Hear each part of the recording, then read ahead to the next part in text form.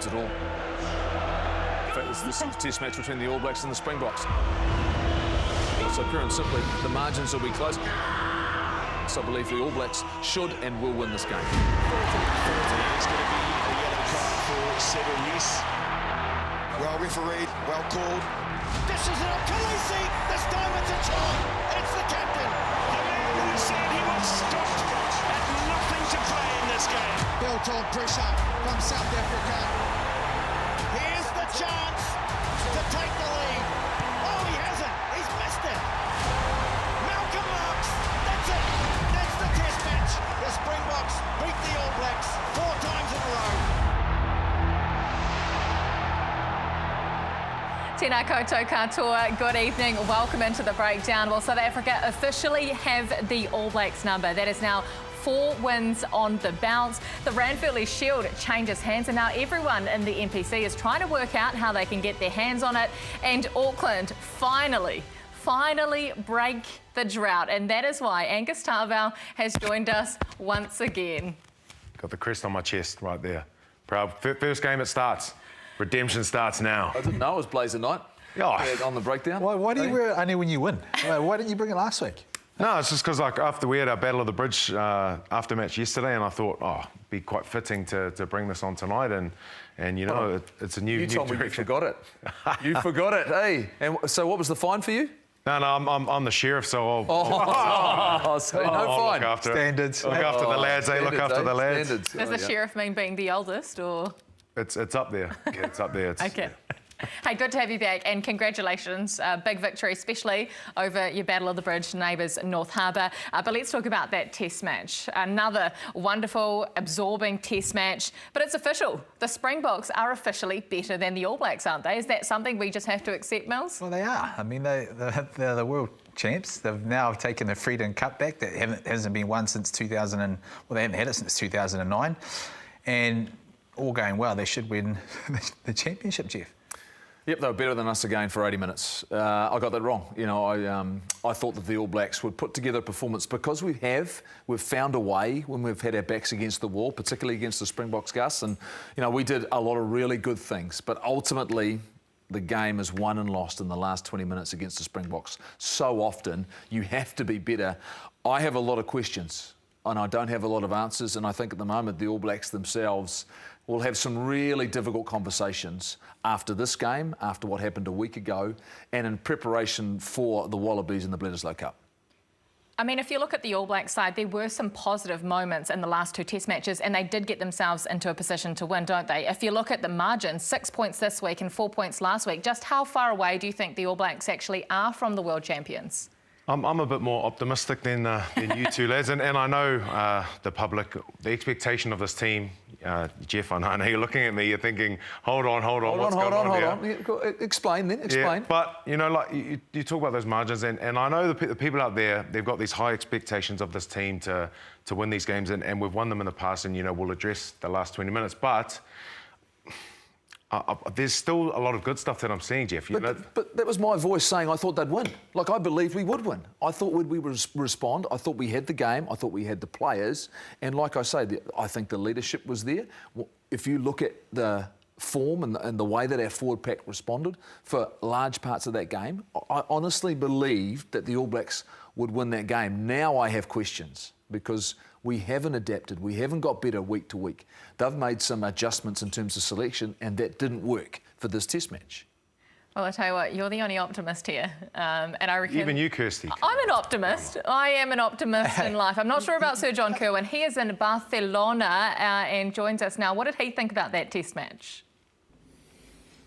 Hello, team. Here from Barcelona. What a test match. What a series. How good was that? Classic All Blacks versus South Africa. Positives for me, All Blacks competing right through the very end. Negatives, well, a bit of learning around leadership. Once again, 2 weeks in a row, last 15 minutes, yellow card, penalties, and I think probably this one, Damo missing that kick. Lots to take from. I'm actually quite happy about the test match, to be fair, because I think if this team can learn about pressure and understanding how to win, well, we've got plenty to work on. On the other side, how good was South Africa? They remind me of our team from 2011 to 2015, where they just know how to win.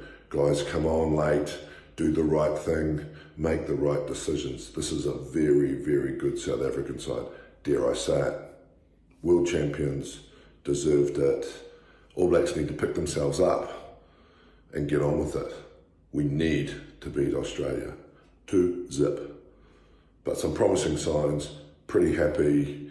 Don't like losing, obviously, but to be fair, great test matches. Well done, South Africa. Well, that is the first time that I think I've heard positivity coming out of Sir John Kirwan's mouth about the Springboks. He's finally giving it to them. They were good. And what he actually mentioned was that the fact that they've gone out there and the test match was intense, wasn't it? I mean, right from the get-go, the physicality that we've always sort of known that would come, but essentially it came down to key moments, and that's when the South Africans absorb all that. It's almost like they're sort of all on the same sort of on the same page. You know, they know what's coming. You know, and you've been there. I've been there in certain situations. Teams are throwing everything at you, and then you sort of you have a little break and you think, well, is that all? And then they go to another level. This is what the Springbok team has. They've got the ability to do that, and when you make 7 changes and still come out and win the way they did, oh, that's impressive. But that's what you were concerned about, was the fact that they could make those changes and come out and win. And now their confidence levels are through the roof. Their belief, Gus, their understanding of how they want to play. You know, clearly they've got a policy about what they're trying to develop going forward. We've always understood and believed that they talk about a 4-year cycle, but now they're winning constantly and consistently against the top sides. Where do you see the Springboks now in terms of going forward, and how difficult is it going for us, not just us to beat them, but anybody else? I think you probably look at the man pulling the strings, Razzie, up top, and you know, all the stuff he does in the media, and you know, he's quite an out there guy, but what he's doing to build that depth, you know, obviously they've got a range of older players, but they've got some young blokes coming through, and the balance and the ability to change 7 players and still win against an All Black side who created opportunities. I know we're a bit down, but created opportunities and put themselves in a position to win that game, but eventually didn't against a strong South African side. The future's looking really good for them because you've got that whole blend of experience up top to groom these younger boys through. And then the problem's going to be is when you come to that World Cup, who are you going to go for? I mean... Are Ireland better than us? Because Ireland got a test match against South Africa in South Africa. Well, they did. But what you're seeing at the moment is a handful of teams that could beat anyone on the day. The South Africans, you know, are right at the top of their game. You know, they've come up with a formula that works best for them. You know, they've got a lot of players that are sort of coming through. The biggest thing for me, the concern, is the fact that psychologically, the All Blacks have got to get back on. They've got to get on board. Yes, there are some good stuff that sort of came on there. The next 2 games against the Wallabies, I think that's probably the most crucial in terms of Scott Robinson's reign. The fact that he's got to get the mental edge from his players. Well, let's talk about the finish then, because you've mentioned it a couple of times in the last 5 minutes, and the All Blacks have struggled to score points in the final quarter of test matches. We've got something to show you here. For the last 3 test matches against South Africa, the All Blacks haven't scored a single point against South Africa. For the last 4 test matches in a row, the All Blacks have failed to score a single point in a test match, Jeff. And that try, the 7 points at Twickenham, was pre-World Cup, and Cam Roigard breaks out for a 60-metre try. And so the concern here is, and I think they made some adjustments. They made some selection changes for this test match, Mills, and it didn't work when TJ Perenara came on and Beauden Barrett came on. But probably more concerning for me is, what are the conversations you have now with the players who didn't get an opportunity? Sam Darry, Safa Amua didn't come on. Fletcher Newell came on for, what, 5 or 6 minutes once we went to a scrum after the yellow card. What does that suggest when they weren't given an opportunity to go out and learn from the week before?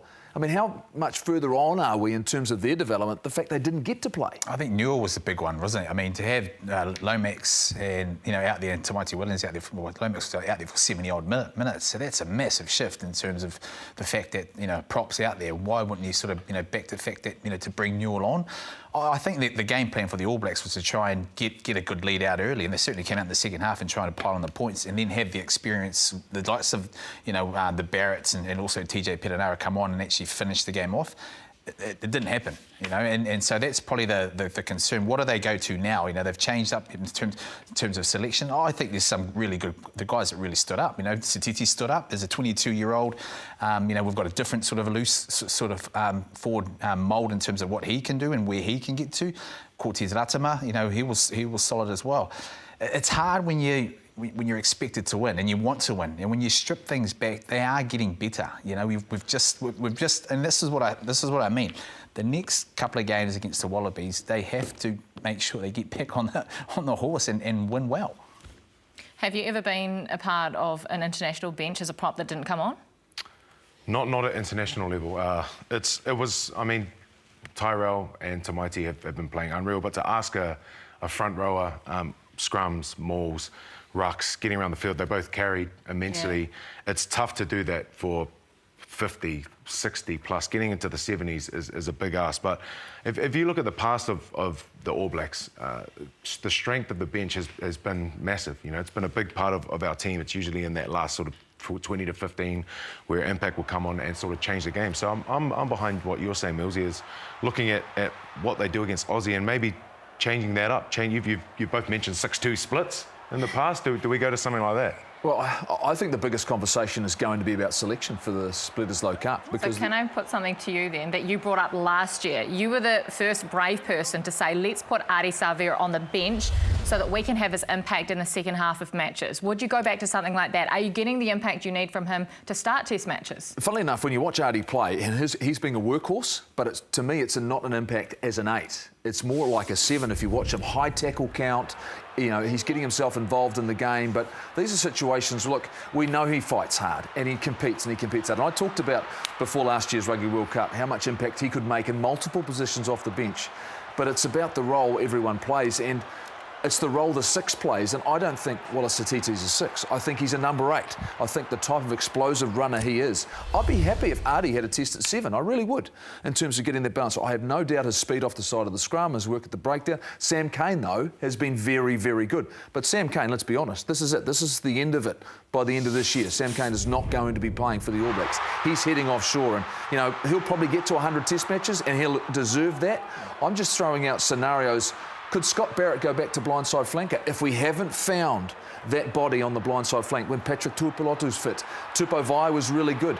You know, this is the discussion I'm having around selection now, because I don't think are convinced and sure about what our best combination is, not just to start, but to finish test matches. Angus, should we re-sign Sam Cane? Should we say, hey, don't go to Japan, stay here in New Zealand and keep playing for the All Blacks? Do we need him? Oh, I mean, that's outside of my pay grade. Obviously, I've played 6 years with Sammy. I know what he's capable of, what he brings back to this union, to this jersey, and to see him work back. You know, he hasn't played a test before these last 2 tests, and he stepped up into that 7 role like he had never left. So I know what he would bring, but hey, you know, I'm not the one making those calls. Are you working a 4-year cycle? Are you working in that? Are you trying to work towards the next Rugby World Cup? Because I've got a question for you. Are we good enough to just show up to a Rugby World Cup without winning consistently and go on and win?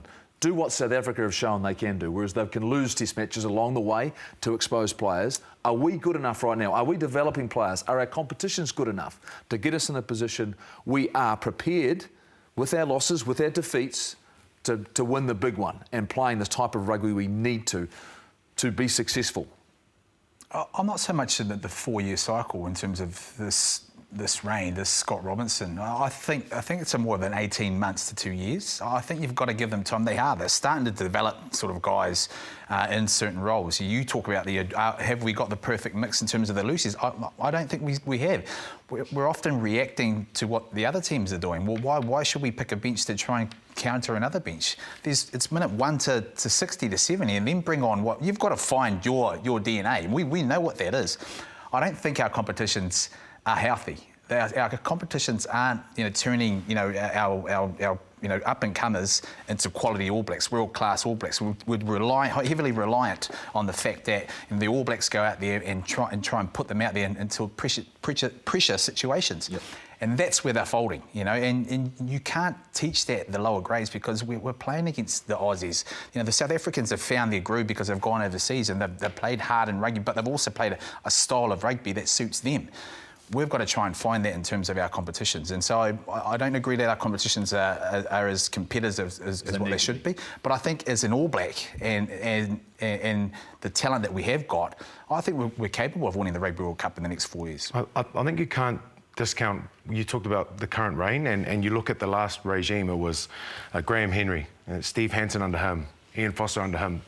That's a lot of the same over a 10-plus year period. From 2011 to 2019, probably the greatest decade of international rugby from the All Blacks. So we've been spoiled with greatness, with excellence from the All Blacks. And we've probably come into the last phase of 4 years where we haven't won those games. We've lost to Argentina for the first time. We've lost to Ireland for the first time. And now, Razor comes in. He changes. There's a lot of change in this environment, So I didn't expect this to happen straight away. And like you said, it's not easy, because we've been, like I said, spoiled with this greatness over this long tenure. We haven't. And the transition hasn't been that great. I mean, you talk about it. Those guys, from Graham Henry, they had to learn a lot. Then we lost a few World Cups. Then you go on to Steve Hansen. And then in between Fozzie and this group now, I mean, that wasn't healthy, the way that sort of kind of happened. So we haven't sort of transitioned our coaches into that. We're almost starting again, but I think we're quite healthy. I think if 2 test matches, we're not far away. We're just far away in terms of the result. Well, I think that's what I'm trying to get to is don't slam on the panic button just yet. We've had you talk about 10-point differences over the last 2 tests. South Africa have had that regime for a long time. They've been building really well. I think just trust the process. Who's panicking, Angus? Well, I'm just there's shots being fired left, right, and centre. Shots being fired. We're equilibrium out here. We're just trying to work it all out, aren't we, and have a discussion about it. I think it's called the breakdown. We're breaking it down. Let's ray gun out here. Let's ray gun.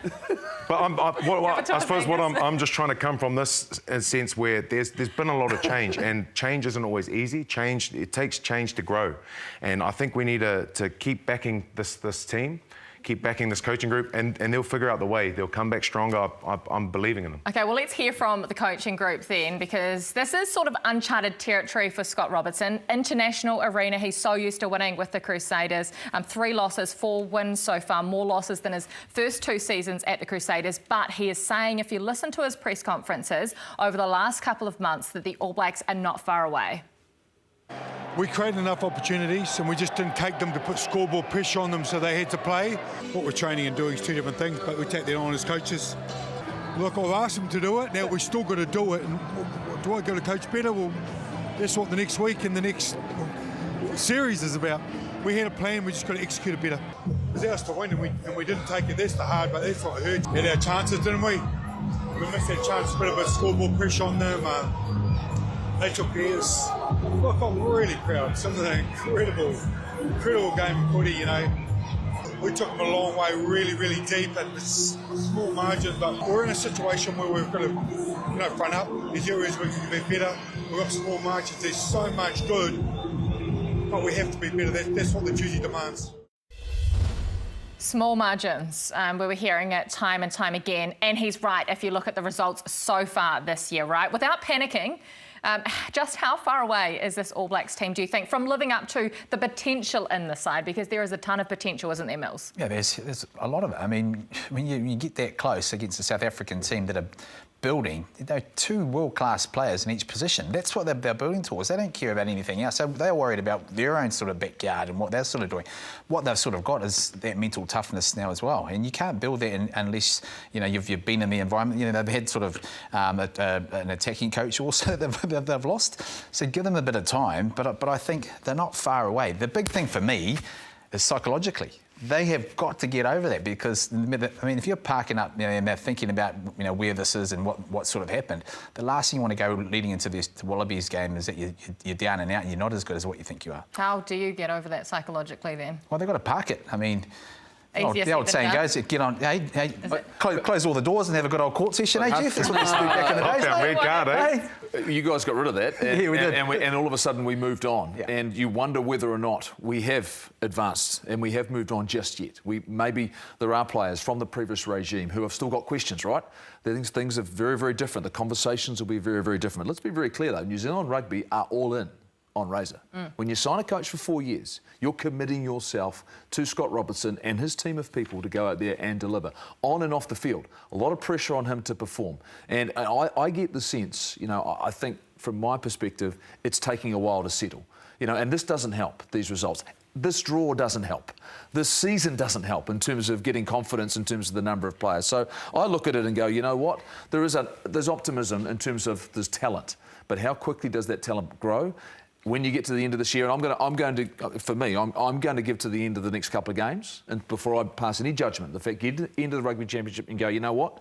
I think he's getting an understanding of who his group is. But we need to see a lift. Well, Angus has accused me of being a pessimist, so let's be positive. Let's talk about some positive news, because there was a number of youngsters out there, Angus. I'm talking about the Tupou Va'is, who you've played a lot with, 24 years old. Tamaiti Williams, another 24-year-old. Wallace Atiti, 22. This next generation that is coming through and getting this experience, I mean, what's it going to do for these guys? Well, I mean, I've seen firsthand the growth in Tupou Va'i. You know, we talk about Auckland was 0-4 this year. I remember an 0-11 Chiefs team where a young 20-year-old Tupou Va'i was in the heart of the Chiefs forward pack. And the growth that he's shown, the leadership, we saw what he did with the lineouts on the weekend, his awareness of where the ball was, getting up and over it. He's great over the ball. He's good behind a prop in the scrum.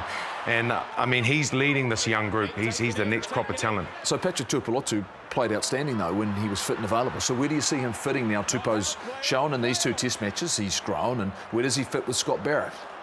I think it's a perfect chance to mix physicality with a bit of the ranginess of what Tupou brings. Paddy, he's the man that's going to get you go forward. He's the man that's going to be physical up front. So he would have been perfect for that South African test. Tupou can do all of that, but he's got the skill as well, you know. So, I mean, it's a good problem to have. You know, we've had 2 world-class locks just leave us, you know. So Sam Whitelock and Brodie Retallick, and now it's the next crop. But I'm quite interested in your thoughts on the Scott Barrett moving to 6, and does that open up a Tupou Paddy? I know really. I mean, Scott Barrett last year was outstanding at lock. Like he was world class, and he was a big part of what the All Blacks were doing. I'm just trying to get the balance right with, you know, Ethan Blackadder picks up a little bit of a niggle again, and he'd make some strides forward. But you know, all of a sudden we start losing our combinations because we're not 100% sure who those guys are. You know, when we had great success with Tupou at line-out time, you'd think to yourself, well, he needs to play the next test match. But the guy who did a great job, Patrick Tuipulotu, when he was available, was there. And finding out who they are, those combinations, I'm just, you know, I've got great belief in what we can do. But at the moment, I'm not seeing enough of it on a consistent basis. And that's the problem that concerns me, is consistency. I do have to, though, check myself. We played England twice, who were, number 4 in the world, who were 1 player away from beating the Springboks in a World Cup semi-final, and we've just played the World Cup winners. So that's why I'm reserving my judgment for a little bit longer, but the talent's there. It was nice to see Cortez Ratama get some really positive time. Thought he looked really sharp, played what we needed him to play. Whether we've got another option there, Cam Roigard, we understand, is not far away from coming back. I was impressed with what I saw here, Mills, in terms of his impact for the first 50, 60 minutes. I think if you look at it, I mean, there's competition and combination to actually try and settle that combination. You look at the front row, you've got De Groot, you've got Williams, Lomax, and then, you know, you move down to the Tupou Va'is of the world. And there's enough there, you know, right through to the Satitis, you know. So if you go through every department, we're actually bringing guys through. Cortez Ratama, then you go out to the midfield. Proctor still waiting in the ranks, and then, you know, your loves.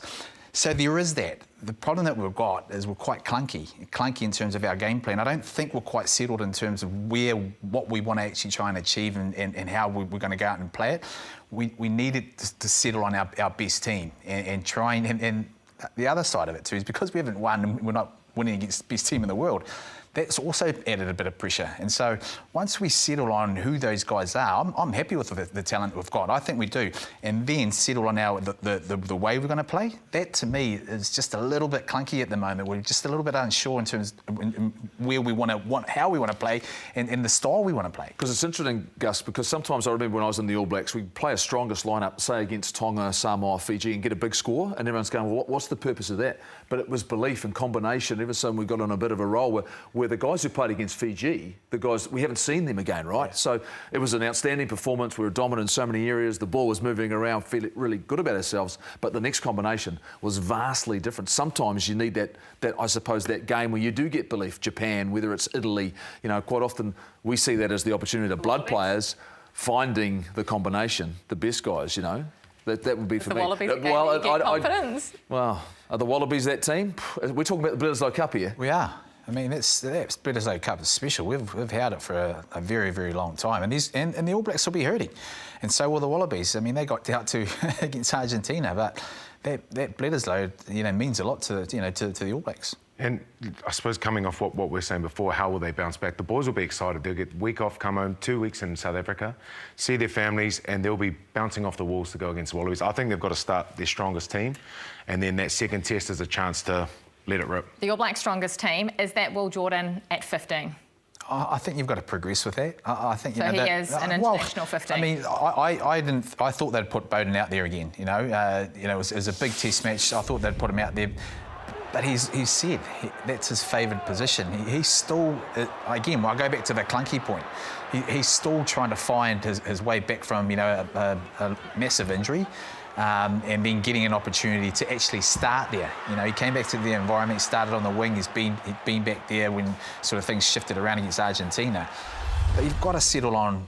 You've got to settle on your back. I don't think our back three's settled. The only person I'd probably say right now is probably, you know, Caleb Clark, but he's injured. You know, he's really earned his spot, and they haven't quite found, you know, who that back three is. When we kick the ball as much as we kick the ball, it doesn't suit Will Jordan. And that strategy from the backfield is really, really hard. And we did the stats last week. 28 times we kicked the ball. I'm going to show you. So we kicked for possession. This was trying to regather the ball back, whether it was a chip or a high kick. 28 times last week. There it is. We got 2 back. The Springboks 32 and 6. We kicked 17. So we reduced it down. Maybe we didn't have quite as much possession, but we still only got 1 back. If you look at the Springboks, it's an area of strength for them. They use it well. They get 25% of theirs back, 6 out of the 25. But it's an area of concern for me. It was the fact that we can't control the air. And teams around the world would look at that and go, you know what, if you can't control the backfield, if they can put up a contestable, and what we need to avoid is going from set piece to set piece, right, Gus? For the All Blacks, we need the ball in play. The moment it gets kicked and it becomes an error or a turnover, we lose the opportunity, from my point of view, to get our game going, to actually hold on to position. I was concerned once again that we went to the air in our own half, not prepared to play, and it didn't really reap any rewards. I think you've got to look at, I talked about it last week, about how those kicks are going. You see how successful South Africa are, but that's been their DNA for the last, I don't know how long. High contestable kicks. A lot of the times they're not even going to get the ball, it's to hit it back. And I look at some of those kicks on the weekend from us, and it's where they're landing. So you want to put, if you're talking about contestables and getting it back, it's who's there, who's chasing, what's the support around that. But that's my question, is the fact, where's our Ben Smith, Israel Dare, guys who are good in the air, you know, chasing kicks, going up and contesting for position, actually winning those battles in the air. How prepared are these players? Do we do it enough in Super Rugby? Are we accurate enough in Super Rugby, knowing the fact that that's what's coming? How much time do we spend realistically in game time playing that type of strategy? So I start looking at Corey Jane, great in the air, getting up and competing for the ball. What did we tried to do it once? Ended up in a yellow card. Sevu Reece ends up knocking the Willie Lou on the ground. You know, if you're going to do it, you've got to be good at it. Yeah. You can't do it because you think it might work. You've got to do it so that it's going to work. Yeah, it's not convincing, isn't it? It's almost like, let's put it up because it's the only sort of option we want to be able to try and get a 50-50. It's not even turning it into a 50-50. This is exiting as well. And so, I mean, that's massive pressure. And look at where LaRue gets to. I mean, he's going towards the ball, and that's exactly what you want from a fullback. And it's an error that we just can't afford to make. You know, against the world-class teams around the world, we played this test match once again for 20 minutes with only 14 men on the park. So all of these things you think we can control, right? And so I'm still concerned about that side of our kicking game and whether or not we should extend our attacking range, maybe inside our own half. It's time for actually to use the ball and see if we can't stress the defence a little bit more. Well, someone who's familiar with the aerial game, at line-out time, though, not taking the high ball, Tupou Va'i, let's hear from him now. Yeah, I felt like we attacked it well. You know, we wanted to keep the ball in play and you know, make their boys, you know, tackle heaps. But you know, I think we'll go back home and we'll watch the footage and hopefully be better come Australia because we know what's on the line there. You made some line-out steals tonight. Felt like you had a good read on the Springboks line-out, especially early on. What were you seeing from what they were doing at line-out time? I think it just comes down to the preparation during the week. You know, we're watching a lot of footage and, you know, studying the enemy as well. So definitely, you know, confident to get up in the air and push that set piece. So, yeah. A couple of losses, obviously, in South Africa, but do you feel you're far away as a team from clicking and getting that performance you want? Yeah, I feel like we're nearly there. You know, it's been a tough couple of weeks over here, but we've enjoyed it being back here in South Africa playing against the Springboks. You know, the fans have been amazing. Both sides actually, and there's definitely a lot of support here, and I just want to, you know, say thank you to all the supporters here. Pretty amazing experience in the grand scheme of things for some of these guys that don't often get to play in South Africa in front of these sold-out stadiums every week. Nice. They just do rugby differently, don't they, Gus? Oh, I mean, my last test was in Umhlanga, and the noise, the energy, the tunes pumping. But it takes me back to Super Rugby. Talk about the competitions. You get to fly first class for the first time. You get to eat this first class. Hey, first class. First class time, mate. I'll leave that there. I'll leave that I there. thought you're breaking enough about wearing that blazer. But OK, he will have his chance to talk about Auckland a little bit more and maybe those first class flights. But coming up, the Wallabies were put to the sword by Argentina. There are numbers over to the left for Matera and his men. That's a lovely offload, and they hit straight back. It's Sinti. Matera picks and goes try. This is Molina, who pops beautifully. Oviedo try. Where Sinti was waiting for Molina try. Argentina. It's the most Australia have ever considered in a test match.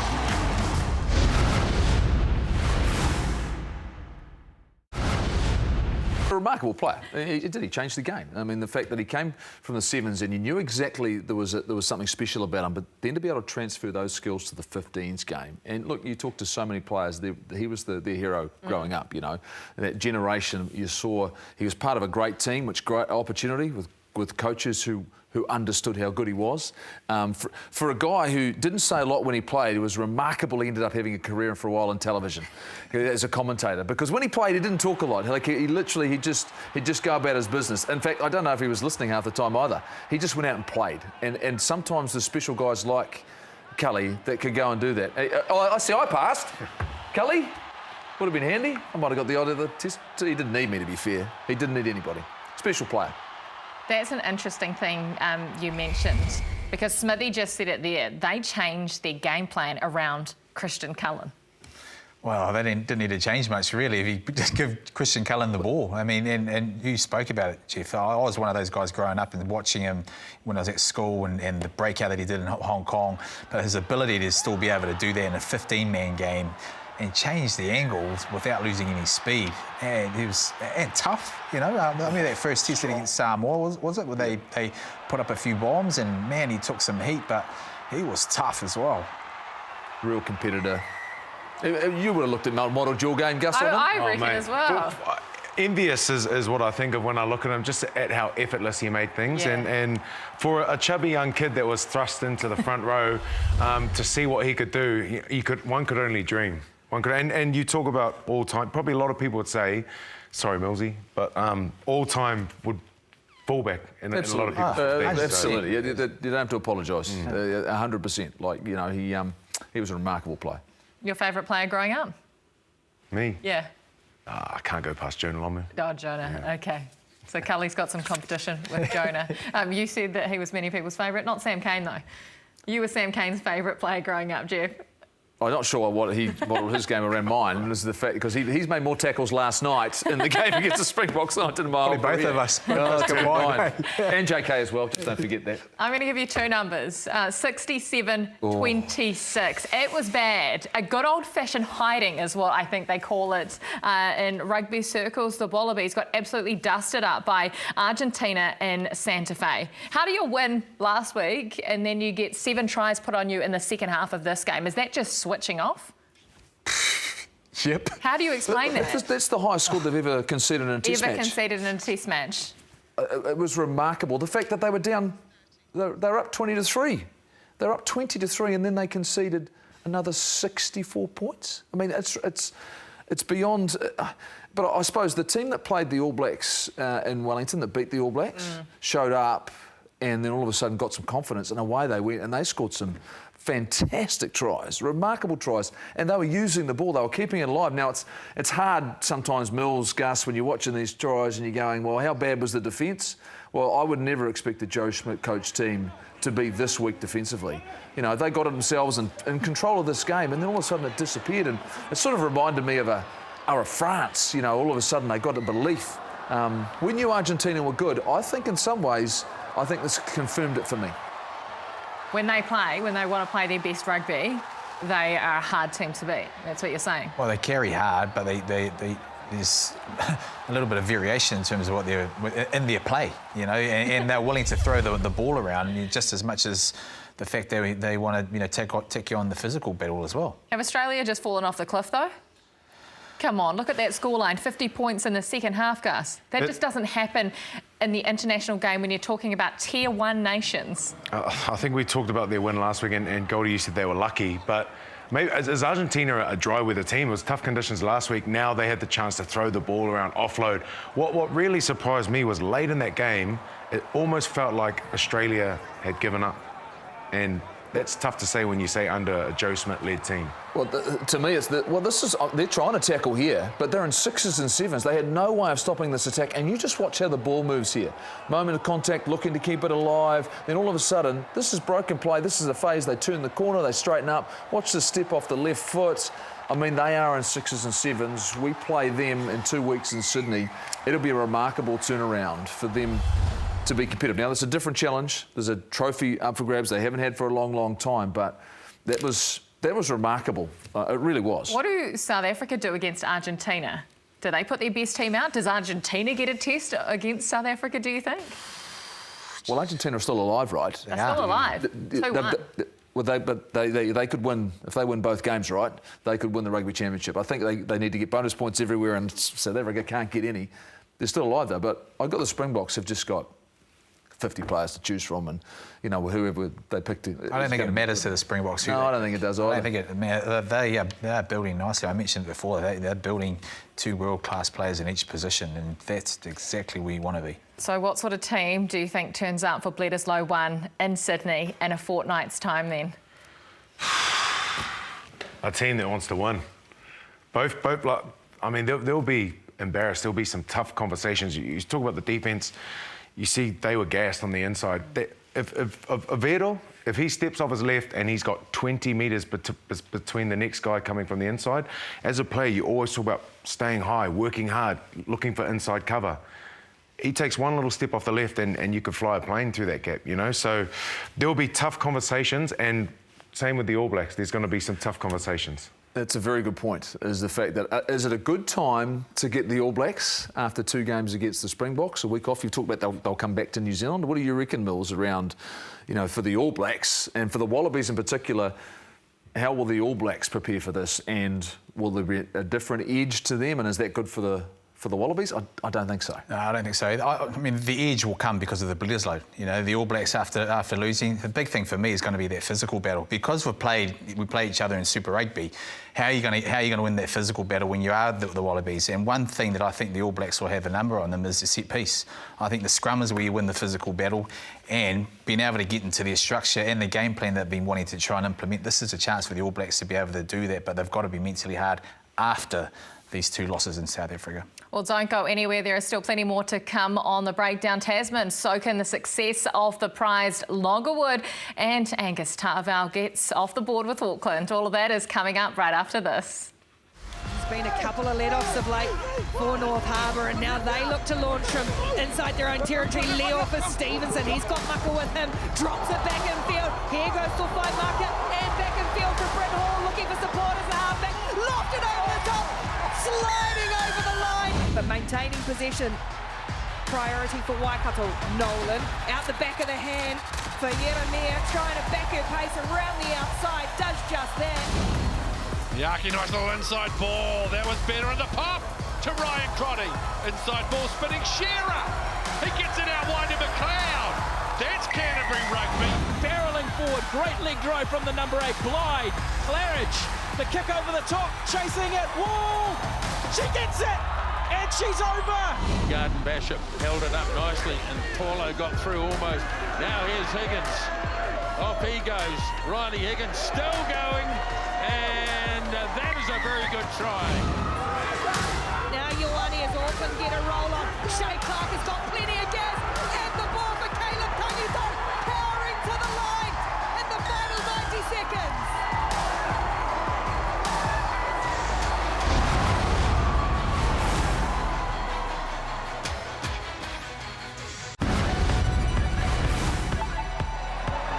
That is what it's all about.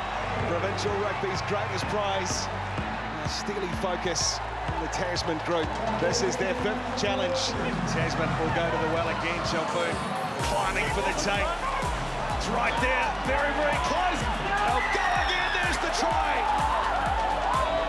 One try already, looking for a second. Plugged in the back with McDonald, close, he scores. 10 metres out as they look for some sort of response here. Hawke's Bay, they're going to get it too. Smith will score. Perhaps a drop goal for William Havili from bang in front. Inari again. Reed to McClutchy. O'Donnell. Hawke's Bay in the corner. Calderon scores it.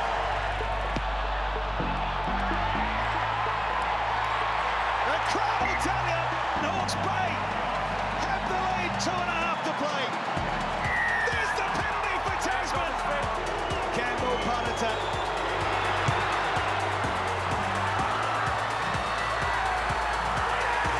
He's done it. A new name will adorn New Zealand Provincial Rugby's greatest prize. For the first time, Tasman win the Ranfurly Shield. What a moment for the Tasman Mako, and what a moment for Campbell Parata, the replacement first five, who steps up and nails a penalty from 47 metres out to write his name into rugby folklore. That is what movies are made of, aren't they? Oh, man, I mean, he had no doubt. He was nodding his head as soon as they got the penalty. He wanted it. He wanted it, man. He knew he was going to knock that, and he, man, convincingly. Why not? It's 48 metres. You could either be a hero or it's like, you weren't expecting to get that one. You know, I put my hand up for that one as well. I wouldn't have kicked it over. I know it's the first time the Tasman have had it, right? First time ever. First time ever. Marlborough have won it. Marlborough have won it, right? Look after it. All right?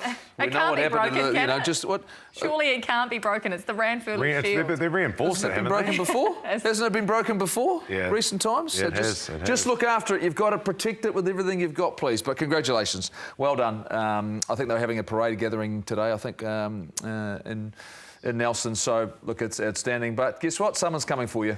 It's just the way it works.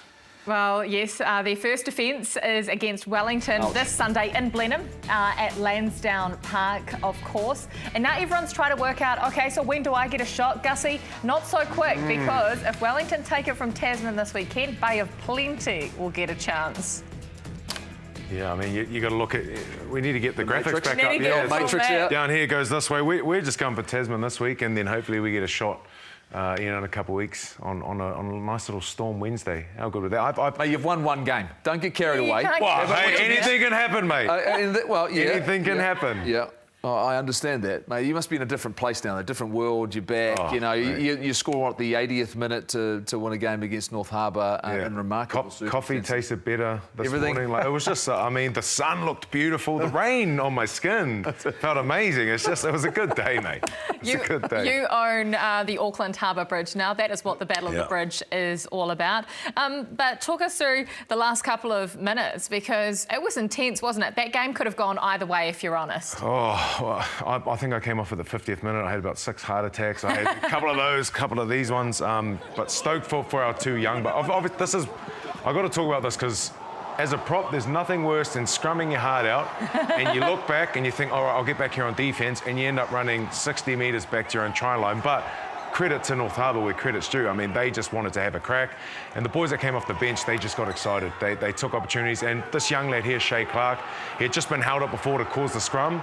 Gives it to young Caleb Tangitau, and look at that. 2 athletes doing what athletes do. This turned into a really good game because it wasn't the first 40 minutes was a bit rough. I won't lie. A little bit of arm wrestling. It was a real arm wrestle. Neither team played too much rugby, and then with about 30 minutes to go, we said, we might throw it around a little bit now. We've had enough of this. I'll tell you who looked good this weekend for me. Finlay Christie looked awesome for Tasman. Yeah. He's been a big addition to their squad. Once he's come out of the All Blacks, he's come back in there, been really good, really strong, so he should be happy. And Zahn Sullivan looked dangerous. He's massive, man. Yeah, he's a big man when he carries. He's bumping guys off left and centre. Really liked what he brought to the table. So it's good when star players are standing out. Poor Bryn Hall, though, right? Spare a moment for North Harbour and for Bryn Hall, Mills. Yeah, this is massive. I mean, a big moment to be given a free kick for, was it wasting time, and then have Auckland. I mean, Auckland still needed to score, and they did. I mean, Shea done an outstanding job here to draw them in, and there's Bryn there. He wasn't happy either afterwards. Had a few words to the referee. And, I feel like you can read his lips there. Yeah, well, I mean, I know Bryn quite well. We played at Blues. We actually flattered together. We had a nice little yarn on our Battle of the Bridge breakfast on Friday morning. I tried to shake his hand and give him a little bit of stick after the game, but probably unfair from me because it was... I mean, they've been playing some pretty good footy and come this close to... I'm just thinking, you're on the board and now you think you're bringing home the Ranfurly Shield for 2 weeks. Why not, eh? Why not? Come on. He puts his blazer on and he thinks Ranfurly Shield is coming home.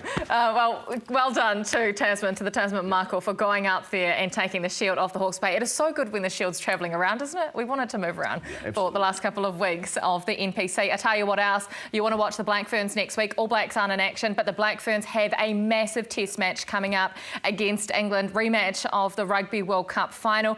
It's at Twickenham though.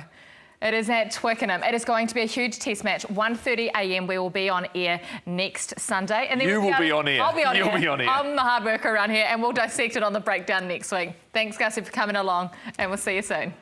A win or a draw will clinch the Bledisloe for the 18th consecutive year for New Zealand. Gives it to Wonga down the short side. Got away from Brandon Banger, Amosa and Richie Mo'unga. The short kick this time, and chasing is Mo'unga. Richie Mo'unga! The fly half is flying for New Zealand. Now Pataya gets the fen going, gets away from 1-2.